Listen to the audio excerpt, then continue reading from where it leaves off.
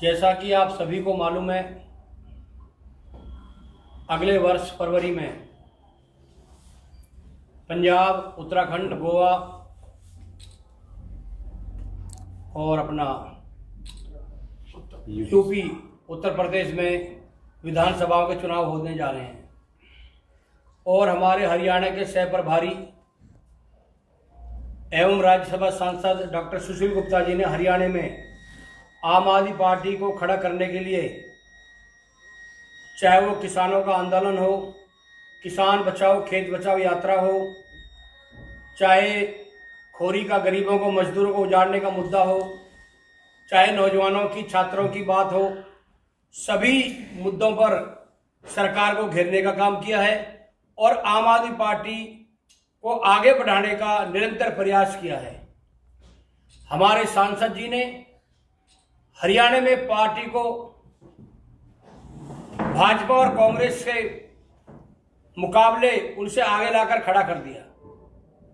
आज आपको पता है कि भाजपा सरकार की छवि खराब हो चुकी है और कांग्रेस कहीं भी खड़ी नहीं है, मगर उसके बावजूद भी हमारे फरीदाबाद के एक पदाधिकारी एनआईटी विधानसभा के अध्यक्ष संतोष यादव जी ने कुछ पार्टी विरोधी काम करके पार्टी की नीतियों को दूसरी पार्टियों भाजपा और कांग्रेस को, लोगों को बात बता करके पार्टी की नीतियों के खिलाफ काम किया है और उनको बार बार समझाने, बार बार चेतावनी देने के बाद भी नहीं माने। हमारे शीर्ष नेतृत्व ने उनको समझाया, जिला कमेटी ने भी समझाया, सांसद जी ने भी समझाया, मगर उनके बावजूद भी उन्होंने किसी की बात नहीं समझी, न सुनी। व्हाट्सएप के माध्यम से, अपने यूट्यूब चैनल के माध्यम से, पार्टी की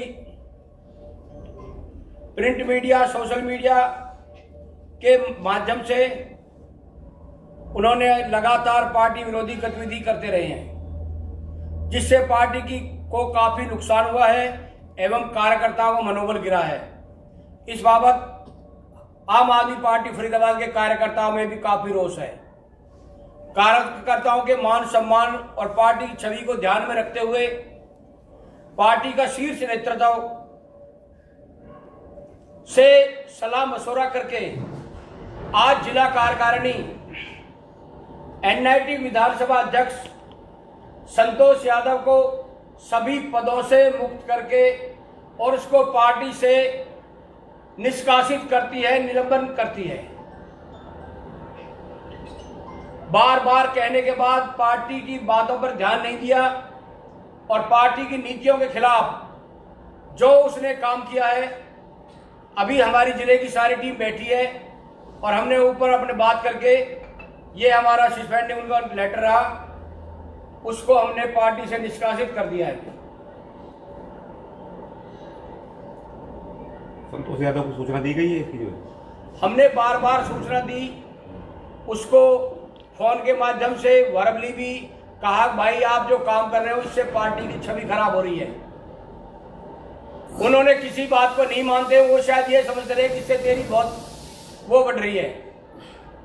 पार्टी को ये फैसला लेना पड़ा है कि जो भी आदमी पार्टी विरोधी, पार्टी की नीतियों के खिलाफ काम करेगा उसको पार्टी में रहने का कोई अधिकार नहीं है।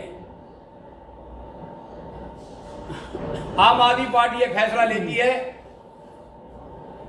कि उसको पार्टी से निष्कासित किया गया है। भड़ाना जी, ऐसा कौन सा कार्य किया है, ऐसी कौन सी बात उन्होंने की है जो आपत्तिजनक है, जिस वजह से उनको निष्कासित किया गया सेवाओं से? वो हमारी पार्टियों के जो हम बात करते हैं दूसरे विरोधी पार्टियों को जाकर बताते हैं। विरोधी पार्टियों के नेताओं से मिले हुए हैं। अच्छा। और कई बार आपने भी यूट्यूब और चैनल और प्रिंट मीडिया के माध्यम से देखा होगा कि वो पार्टी की किस तरह छवि खराब कर रहे हैं। आप सभी साथी पत्रकार भाई फरीदाबाद के रहने वाले हैं, आपको सब बातों का पता है। तो अब एनआईटी का अध्यक्ष किसे नियुक्त किया जाएगा? एनआईटी विधानसभा का नया अध्यक्ष हम बहुत जल्दी ही 2-3 दिन में या इस हफ्ते के अंदर नियुक्त कर देंगे।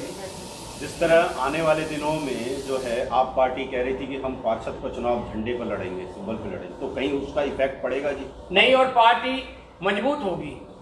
लोगों में ये मैसेज जाएगा कि आम आदमी पार्टी जो भी कार्यकर्ता या पदाधिकारी उसके खिलाफ काम करेगा, पार्टी की नीतियों के खिलाफ काम करेगा, उसको इसी तरह पार्टी से बाहर कर दिया जाएगा। ये संतोष यादव वही हैं जो एक ऑडियो में गाली गलौज करते हुए वही आदमी है जो उस पूरी बिरादर को और समाज को गाली देता है। आगे उन्होंने माफी वगैरह भी मांग ली थी। माफी मांगने के बाद और ज्यादा वो दंडित हो गया था। अच्छा, तो प्रधान जी को निजी तौर पे भी कोई कार्रवाई करवाएंगे आप उन पे, मतलब कोई कानूनी कार्रवाई में समाज को इस तरह से उन्होंने बढ़ाना, समाज देखेगा। बढ़ाना समाज की साहब, बात है। बढ़ाना साहब, छवि भी खराब एक तरह से आपकी आप पार्टी की जो अंदरूनी मामला है उसकी छवि भी उन्होंने सार्वजनिक करके कहीं ना कहीं वो वायरल हुआ, जो है आप पार्टी की छवि भी और गुर्जर समाज की भी, जिस तरह से अगर देखा जाए। समाज को गाली देने का मतलब है कि किसी भगवान को गाली देना है। दूसरी बात ये, समाज को जो गाली देता है, समाज तो क्या उसको भगवान भी माफ नहीं करता है। बढ़ाना साहब, आगे की जिस तरह से ऑडियो में बातचीत कर रहे हैं ऐसा लग रहा है कोई बाहुबली हैं, कहते हैं हमारा कोई कुछ बिगाड़ नहीं सकता, तो हमारा कुछ हाँ, उसने नहीं। जो भी तो कुछ जो कहा बाहुबली हैं आप उनको पार्टी से आप लोग निकाल रहे हैं, इस तो कोई पार्टी में डर बाहुबली तो नहीं है है। किसी बात का? ये आम आदमी पार्टी है, आम आदमियों की पार्टी है। दूसरा, आपने देखा, मैं आपको बता दूं, वो जो भी हमारे पार्टी के कार्यकर्ता पदाधिकारी जो पार्षद की तैयारी कर रहे हैं, उनको जाकर बोलता है कि पार्टी का कोई मैटर नहीं है, आप अपने से आप तैयारी करो। वो पार्टी लोगों को भड़काने का काम करते हैं। ऐसा है, अभी धर्मवीर भड़ाना जी ने आज जो प्रेस कॉन्फ्रेंस करके निष्कासित करने का जो काम किया है, वो ये सोच रहे हैं कि मैंने छक्का मारा है, लेकिन उनको ये पता नहीं है कि उनकी गेंद जो है ना किसी ने लपक ली है। और रही बात जो इन्होंने कहा कि भाई दूसरे पार्टी गतिविधियों को, तो मुझे ये तो बताया कि कौन सी गतिविधियाँ जो दूसरी पार्टी के पास गई हैं। धर्मवीर भड़ाना जी ने ही रिकॉर्डिंग करी, धर्मवीर भड़ाना जी ने ही उसको वायरल किया, तो ये तो सारी गलती धर्मवीर भड़ाना जी की थी। हमारा उनका फैसला हो गया था, आला कमान ने फैसला करवा दिया था, जिसके अंदर धर्मवीर भड़ाना जी ने प्रवासियों से माफ़ी मांग ली थी। लेकिन उसमें धर्मवीर भड़ाना जी को एक दुख इस बात का था, वो बार बार ये कह रहे थे जी गुर्जर समाज नाराज़ हो रहा है हमारा। तो मैंने ये कहा, उसमें राज्यसभा सुशील गुप्ता जी ने कहा कि भाई गुर्जर समाज अगर नाराज़ हो रहा है आपके बयान से तो एक प्रेस कॉन्फ्रेंस करके माफ़ी मांग लो। मैंने कहा जी बिल्कुल कोई बात नहीं। तो अभी मैंने प्रेस कॉन्फ्रेंस किया था, उसमें मैंने गुर्जर समाज से माफ़ी मांगी थी।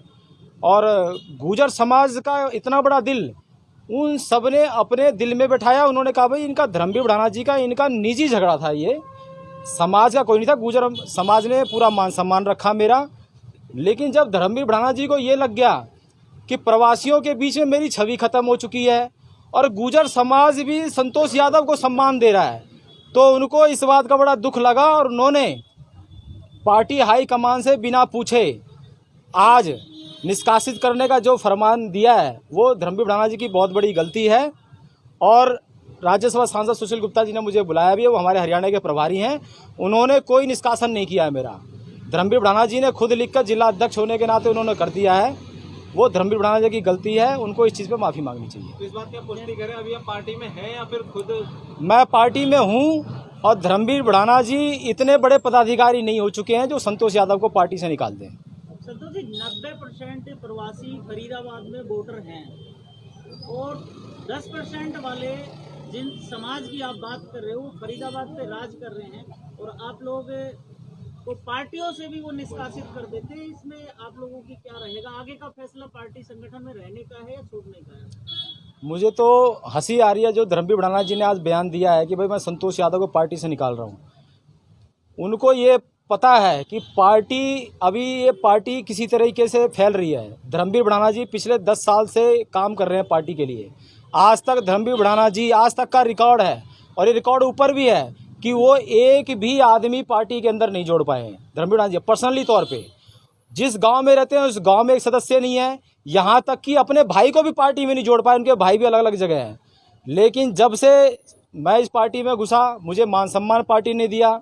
धर्मवीर भड़ाना जी उसमें टिकट कटवाने के लिए भी बड़ा प्रयास किया था इन्होंने, और अब प्रवासियों की संख्या इतनी ज़्यादा हो गई है कि लोग आए दिन पार्टियों में जुड़ भी रहे हैं, और हम रोज़ कहीं ना कहीं ज्वाइनिंग पार्टी में करवा रहे हैं।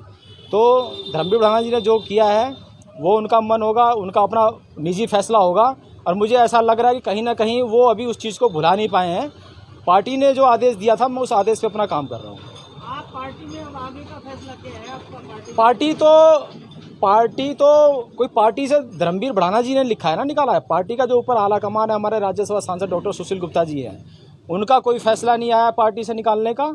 और रही बात धर्मवीर भड़ाना जैसे जिला अध्यक्ष, 6 जिला अध्यक्ष मेरे नीचे काम करेंगे, आप समय का इंतजार करोगे। मगर आपने पीछे एक बयान दिया था सीपी ऑफिस कार्यालय के बाहर हमें कि बाप बेटे की लड़ाई है और आपका समझौता हो गया है। हाँ हाँ, तो फिर ये बाप बेटे की लड़ाई इतनी बड़ी कैसे की? मैंने आपसे कहा ना कि ऊपर आला कमान ने हमें समझाया था कि पार्टी में मिलजुल कर काम करो, तो मैंने अपनी तरफ से धर्मवीर भड़ाना जी को पूरा सम्मान दिया था और आगे भी सम्मान देता रहूँगा। लेकिन अगर वो निजी लड़ाई लड़ रहे हैं तो संतोष यादव प्रवासियों के मान सम्मान के आगे किसी के सामने नहीं झुकेगा। प्रवासियों का मान सम्मान मेरे लिए सर्वोपरि है। उसके लिए मुझे बड़ी से बड़ी कुर्बानी देनी पड़ जाए तो मैं उससे भी पीछे नहीं हटूँगा और अपनी तरफ से मैं मान सम्मान में कमी बिल्कुल नहीं छोड़ूंगा। अगर वो कोई लड़ाई मेरे से लड़ना चाहते हैं तो मैं उस लड़ाई के लिए भी खुले रूप से तैयार हूँ। अभी आपने कहा कि ऐसे कई जिलाध्यक्ष मेरे नीचे काम करेंगे, तो आप क्या कहना चाहते हैं? आप सांसद दक्षिण हरियाणा के प्रभारी बनेंगे? सांसद नहीं, सांसद तो दे, संगठन एक अलग काम करता है, तो उस संगठन का जो दायित्व है उसके ऊपर मुझे मिलने वाला है और मेरी ये बात हो चुकी है ऊपर आला कमान से और उन्होंने तो खुला रखा हुआ है कि आप जहाँ चाहें वहाँ पर अपना कर सकते हो सकता है धर्मवीर भड़ाना जी और आपकी आपस में तालमेल ना बन रही हो और आप आपस में काम ना कर पा रहे हो। आप कह रहे हैं आपको बड़ा पद दे रहे हैं, क्या धर्मवीर भड़ाना के खिलाफ कोई पार्टी कार्रवाई करेगी? बिना पूछे उन्होंने फैसला लिया है। ये तो अभी दोनों को बुलाया है, उन्हें भी और मुझे भी, तो वहाँ बैठकर बातचीत होगी। जो भी आला कमान आदेश देगा वो आदेश सर्वोपरि है, उसने बैठकर बातचीत करेंगे। क्या है बाकी मेरा जो निजी बयान है, धर्मवीर भड़ाना जी को ऐसा नहीं करना चाहिए था। जब हमारा समझौता हो गया था, सारी बातचीत हो चुकी थी, उसके बावजूद भी उन्होंने कहीं ना कहीं ये ठेस पहुँचाया है, प्रवासियों को ठेस पहुँचाया उन्होंने। अगर फैसला ये हुआ कि आपको पार्टी छोड़नी पड़ेगी तो क्या रुक रहेगा? मैंने आपसे एक ही बात कही थी, धर्मवीर भड़ाना जी छक्का मारा, उन्हें पता नहीं गेंद उनकी लपक ली गई है। सारी चीज़ आने वाले समय में पता चल जाएगी। पार्टी छोड़ने वाली कोई बात ही नहीं है।